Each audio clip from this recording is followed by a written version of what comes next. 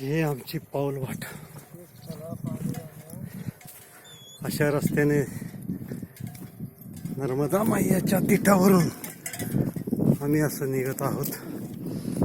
पाऊल वाट अशी आहे, फक्त एक काठी आणि एक पाऊल पडेल.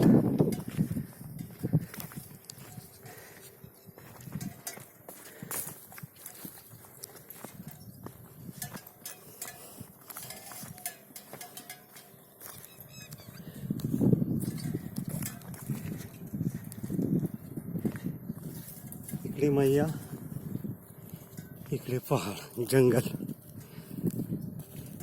पुढे जाणारे हे पतकरी.